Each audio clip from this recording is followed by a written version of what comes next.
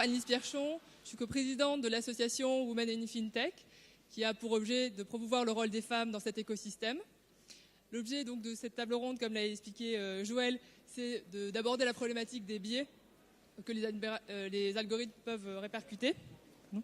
Et donc, pour ce panel, je vous propose donc Jean-David, qui est associé chez PwC, responsable de l'activité Data Analytics. Donc, c'est 250 personnes chez nous. Il a 20 ans d'expérience professionnelle, dont 10 ans dans le conseil et dont 10 ans sur le data. Julien de Funès, qui est donc docteur en philosophie, a créé sa propre structure Profil Conseil. Elle a fait différentes émissions télé. Elle a notamment animé la chronique philo sur BFM Business. Elle a publié plusieurs livres, dont Socrate au pays des process, et le prochain est prévu pour septembre 2018. Dans le cadre de Profil Conseil, elle intervient avec des gros clients comme HSBC, EDF, AXA, etc. Emmanuelle Berthier est CEO d'Avanade France. Elle est également membre du comité d'éthique d'Avanade Global. Avanade, c'est quoi? C'est la joint venture entre Microsoft. C'est aujourd'hui 30 000 professionnels dans le monde, dans 24 pays. Adina est donc fondatrice d'Active Asset Allocation. Elle est actuaire et a 20 ans d'expérience dans la finance. Elle a également le prix de l'ETIS of FinTech 2017 de Finance Innovation. Enfin, Amélie, députée de la République En Marche, LREM, de l'ESA, et membre de la commission des finances. Jean-David, si on comprend que l'IA reproduit la morale de celui qui la programme, est-ce qu'on pourrait dire finalement que les intelligences artificielles pourraient être sexistes? Alors, très bonne question. Je ne sais pas si les intelligences artificielles pourraient être sexistes, mais du coup, je ne sais pas quelle intelligence artificielle a défini le panel. Et est-ce qu'il a reproduit certains biais. Plus concrètement, en fait, on parlait de football tout à l'heure. Moi, je vais parler un petit peu de voiture. Finalement, pour faire ça très clairement, la voiture, elle a besoin d'un moteur et elle a besoin de carburant.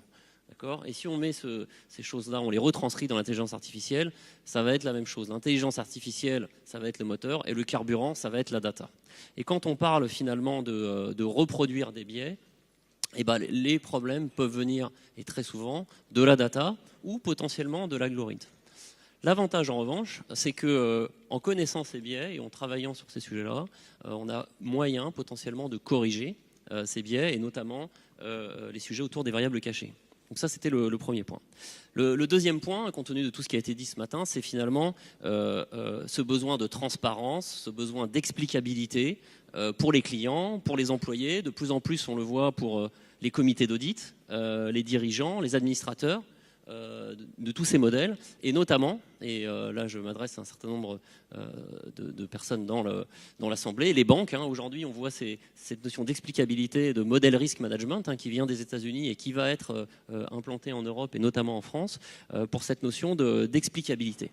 Et donc on a de plus en plus de demandes de validation de modèles ou d'audit de modèles pour pouvoir expliquer, analyser, et donc potentiellement justement identifier ces biais et pouvoir les corriger. Et enfin, le troisième point, c'est que pour finalement faire ces audits, alors précédemment on travaillait déjà sur ces sujets-là, on faisait des audits de code, de reperformance, ou des audits de données, mais avec l'intelligence artificielle, c'est de plus en plus complexe. Et du coup, en termes de compétences, que ça soit nous tout seuls ou vous, entreprise, ça demande un certain nombre d'expertises, potentiellement très pointues. C'est pour ça que de notre côté, nous, on travaille avec l'Institut de convergence Data IA pour les méthodes, les outils et notamment tous les projets de recherche autour du plateau de Saclay. Et puis, cet institut, finalement, il est dirigé par une femme, Noza Boujma, qui est directrice de Data IA et directrice de recherche à l'INRIA. Voilà. Merci Jean-David. Emmanuelle, pourquoi finalement l'IA est une opportunité pour les femmes ? Je pense c'est une opportunité pour les femmes pour deux raisons. D'abord, l'IA va amener des nouveaux métiers. Il va falloir faire le design de l'interface entre l'homme et la machine. Par exemple, pour un chatbot, il faut se poser la question de sa personnalité, son style de communication, son nom. Est-ce qu'il va vous dire « Hello Emmanuel, comment vas-tu » ou « Bonjour Madame Berthier, que puis-je faire pour vous ?» Sur les robots humanoïdes, on va devoir prendre en compte la voix, l'image et aussi les émotions, parce que ces robots réagissent aux émotions. Donc ce sont des sujets sur lesquels les femmes vont pouvoir utiliser leur quotient émotionnel pour concevoir ces types d'interfaces. Un autre exemple concerne les solutions d'automatisation intelligente. Donc ça, c'est des robots logiciels qui automatisent des tâches. Eh bien, pour ce type de projet, c'est important de dégager de la valeur à la fois pour l'entreprise et aussi pour les salariés. Ne pas se limiter à de la réduction de coûts et de la suppression de postes. Et donc, c'est ce que nous, on appelle la mise en place de la roue des bénéfices. Moi, quand je regarde mes équipes qui travaillent sur ces sujets-là, donc l'expérience design, les UX architectes, les psy-designers, les équipes d'accompagnement au changement, j'ai la parité homme-femme. Donc, on a un vrai métier pour les femmes. Le deuxième grand sujet, c'est, comme le disait Jean-David, au cœur de l'IA, c'est la data. La data et la data science. Je pense aussi que c'est une très bonne opportunité pour les femmes, parce que quand on regarde un petit peu les statistiques, quand on prend la population au niveau du bac scientifique, les filles sont très bien représentées, avec des mentions même légèrement supérieures. Donc les femmes, elles sont aussi scientifiques que les garçons. Après, on les perd, je dirais, dans les études très techniques, parce que majoritairement, elles s'orientent vers des études de santé, sociales, et dans les écoles d'ingénieurs, on a à peu près 25% de femmes. Et si on zoome sur les écoles d'ingénieurs informatiques, donc qui vont développer des programmes informatiques, là, on est plutôt à 10-15% de femmes. Maintenant, si on remet une dimension éthique, si on prend en compte des valeurs humaines, sociales, pour faire des IA justes, qui favorisent la diversité, qui sont inclusifs, qui préservent l'environnement, je pense qu'on pourra attirer ces talents féminins, fondamentalement scientifiques, vers ces métiers-là, et elles vont nous aider à concevoir des algorithmes d'IA qui sont éthiques, et aussi à les entraîner, parce qu'il faut les concevoir, et aussi entraîner ces IA de façon éthique. Donc aujourd'hui, dans ce métier-là, il y a à peu près 30% de femmes, mais je pense qu'on peut arriver très vite à une parité en insistant toujours sur cette dimension sociale, humaine et environnementale. Merci Emmanuel. Amélie, est-ce que vous souhaitez conclure cette première question avant de passer à la suite ?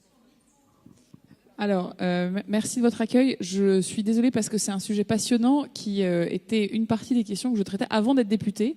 L'avantage, c'est qu'en est député, on peut toujours s'occuper de beaucoup de choses différentes. En écoutant vos interventions et en ayant une petite connaissance du sujet de l'éthique des algorithmes, la responsabilité, la prédictibilité, la fiabilité, la stabilité dans le temps de nos algorithmes, il y a plusieurs choses. D'abord, on sait qu'effectivement, c'est toujours important que les équipes qui travaillent sur ces algorithmes soient eux-mêmes représentants de la diversité du monde de demain qu'on veut construire. Hier, dans l'hémicycle, Mounir Majoubi a présenté de manière officielle l'initiative Femmes dans le numérique. Aujourd'hui, on a à l'Assemblée des votes importants puisque dans la Constitution, on est en train de retirer le concept de race et on est en train de faire évoluer l'égalité des sexes. Donc, nous-mêmes, par la loi, par la mobilisation de la politique publique, on essaye de faire venir beaucoup plus de femmes dans les métiers dont on vient de parler qui sont essentiels pour penser le monde de demain. L'autre chose à quoi ça me fait penser, c'est Laurence Lessig, que vous connaissez, je pense, pour beaucoup d'entre vous, disait que code is law et qu'au fond, coder, c'était une façon d'organiser la loi du monde numérique. Nous, quand on est des législateurs, on fait la loi. Et il y a beaucoup de parallèles à faire avec ce qu'on fait quand on code. Pour moi, vous savez, les meilleures lois, c'est celles qui sont d'abord bien pensées avec une diversité d'opinions. Une bonne loi, c'est une loi qui arrive à s'appliquer, c'est une loi qui est capable d'évoluer, parce que le temps change, et qui est capable d'être évaluée. Et donc, si on prend ces 4 piliers-là, finalement, ceux qui codent, comme nous, les législateurs, ils ont les mêmes contraintes. Il faut qu'ils puissent penser diversement ce qu'ils mettent dans le code. Il faut ensuite qu'ils arrivent à appliquer le code à la réalité, c'est-à-dire que ce qui se processe dans l'algorithme corresponde à la réalité de terrain. Il faut qu'ils puissent faire évoluer, parce que le monde va changer. Faire attention toutefois à ce que les données qui évoluent ne fassent pas évoluer le modèle sans qu'ils en soient conscients. Et puis ensuite, il faut surtout qu'ils évaluent. Et une chose qui est pour moi très importante, c'est que nous, législateurs, dans le monde, j'allais dire dans l'ancien monde, on ne fasse pas des régulations ex-ante, disant un bon algorithme c'est ci ou ça. Pour moi, un bon algorithme, c'est un algorithme qui est stable dans le temps, C'est qu'à partir du moment où on l'a compris, il continue de faire la même chose. Ça veut dire qu'il faut faire passer des tests de manière régulière pour s'assurer qu'il ne dévie pas. Un bon algorithme, c'est un algorithme dont les biais et les variables cachées arrivent à être exprimés. Et c'est pour ça qu'il faut absolument qu'on fasse passer une palette de cas différents pour voir si justement le modèle, l'algorithme répond de manière non attendue. Et puis cette évaluation, il faut aussi qu'on la fasse sur des critères, je veux dire, qui sont ceux de notre devise, liberté, égalité, fraternité. C'est-à-dire qu'il faut qu'on arrive à extraire, s'assurer que l'algorithme ne fait pas des choses que quand nous, notre intelligence humaine, on nous demande de le faire nous-mêmes, nous ne le faisons pas. Donc, je pense que Laurence Lessig, en disant cette phrase, montre bien que tout ce qu'on essaie de faire sur l'évaluation, l'évolution du droit, la diversité de ceux qui le font, c'est pour ça qu'on cherche la parité à l'Assemblée, eh bien, au fond, pour ceux qui codent le monde de demain, les mêmes exigences s'appliquent. Voilà. Et pour conclure très brièvement, je pense que quand Cédric Villani rend son panel de conclusions, moi je suis aussi élu du plateau de Saclay, Data IA par exemple, montre bien qu'on a sur ce sujet-là un vrai passage de cap à faire. Ce n'est pas un sujet technique, c'est un sujet technique, mais aussi sociologique, philosophique, sociétal, économique. Et je suis très fière, moi, d'être élue dans une circonscription où on fait de la recherche dans tous les domaines pour contribuer à ce que ce monde de demain, il soit peut-être artificiel, mais il soit surtout intelligent. Merci à vous. Donc pour le deuxième thème, Julia, est-il possible d'enseigner la morale et l'éthique aux machines ? Alors, avant de répondre aux machines, je vais répondre aux humains, parce qu'évidemment, l'éthique ne s'enseigne pas. Et l'éthique a 2500 ans. Je suis contente que la philosophie soit représentée, parce que l'éthique est une branche quand même de la philosophie. Elle est très archaïque et elle s'applique aujourd'hui à une innovation.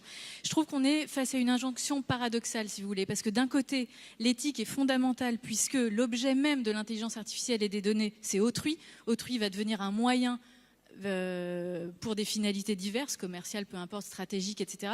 Mais dès que autrui devient un moyen et pas une fin en soi, il faut cadrer, normer les pratiques pour ne pas spoiler complètement cet individu. Et les entreprises se situent encore assez mal éthiquement. Donc ça, d'un côté, on a la nécessité de l'éthique, et de l'autre, l'éthique, je le disais, ne s'enseigne pas. Je vais expliquer pourquoi, pour deux raisons très simples. Un, parce qu'elle n'est pas un savoir scientifique qui se caractérise par de la vérité, par de la constance. On n'est pas dans l'ordre du vrai dans l'éthique. C'est pas vrai ou faux. C'est bien ou mal. C'est pas la même chose. Et on n'est pas dans l'ordre de la démonstration qui caractérise un savoir.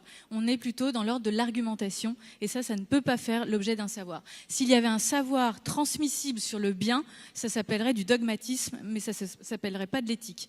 Et deuxièmement, l'éthique n'est pas non plus, et c'est dommage que Madame soit partie parce que je voulais un peu nuancer son propos, l'éthique n'est pas non plus le juridique. Très souvent aujourd'hui dans les entreprises, l'éthique est reléguée au service juridique et c'est très dangereux de confondre le juste et le bien.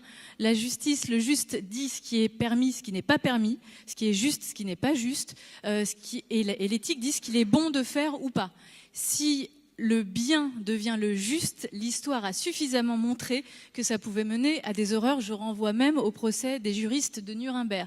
Mais ne pas confondre ces deux notions me semble fondamental. Il y a du légal qui est moral, il y a du légal qui n'est pas moral, d'où la jurisprudence. Il y a du moral qui est légal et il y a du moral qui est illégal. Je pense aussi à la désobéissance civile, par exemple. Donc, surtout ne pas confondre ces deux domaines et ne pas en substituer un à la place de l'autre. Effectivement, l'éthique ne s'enseigne pas pour ces deux raisons. C'est pas un savoir scientifique et c'est pas un ensemble de règles institutionnelles ou de codes juridiques. Néanmoins, il y a une réflexion rationnelle possible sur l'éthique. Si je dis qu'elle a 2500 ans, il y a quelque chose qui se transmet quand même et un contenu. C'est tout un questionnement sur la cartographie éthique qu'on souhaite choisir pour une entreprise. Alors, je vais très vite sur les questions parce que j'ai pas le temps de rentrer dans les détails, mais est-ce qu'on préfère une éthique maximaliste, minimaliste, déontologiste, conséquentialiste? C'est des mots un peu barbares comme ça, mais ça donne les grandes lignes. Déontologiste, oui. Maximaliste, peu importe. Et une éthique de conviction, une éthique de responsabilité. Il y a toute une cartographie à faire pour les entreprises. Et celles qui ne le font pas, ou pas encore en tout cas, vont perdre gros parce que l'éthique rapporte. C'est monstrueux pour un philosophe de dire ça, mais l'éthique est un avantage énorme pour les sociétés aujourd'hui parce que c'est un gage de confiance vis-à-vis et des investisseurs lors des M&A, mais aussi vis-à-vis de la société qui a une grande défiance vis-à-vis des assureurs et des banquiers. Le fait de pouvoir traduire les valeurs de l'entreprise en algorithme, en données, en utilisation de données, est un gage de confiance énorme. C'est un gage de modernité aussi. Les entreprises qui le font sont un fer de lance pour les autres qui vont suivre. Et ça rend l'image de l'entreprise valorisée et valorisante. Pour toutes ces raisons-là, je suis obligée d'aller très vite, l'éthique est absolument fondamentale et est presque un intérêt économique, et même pas presque, est un intérêt économique assez important pour les entreprises.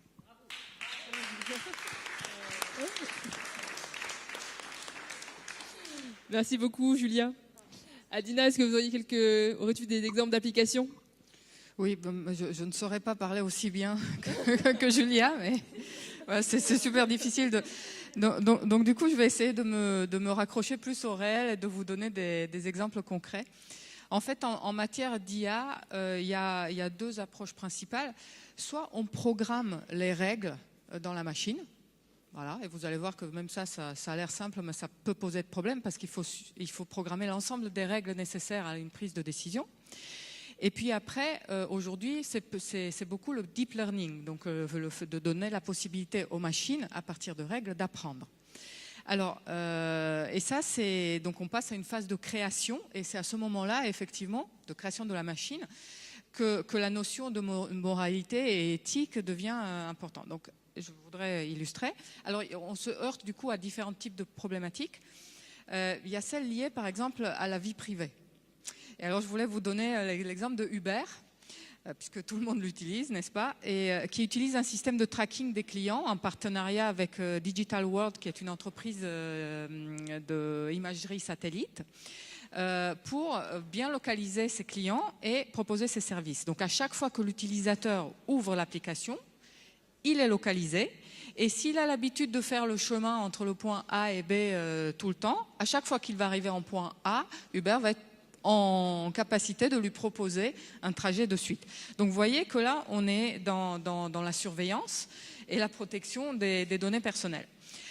Mais il y a d'autres problématiques, peut-être même plus importantes que celles-là, qui sont celles, par exemple, pouvant porter atteinte à la vie humaine.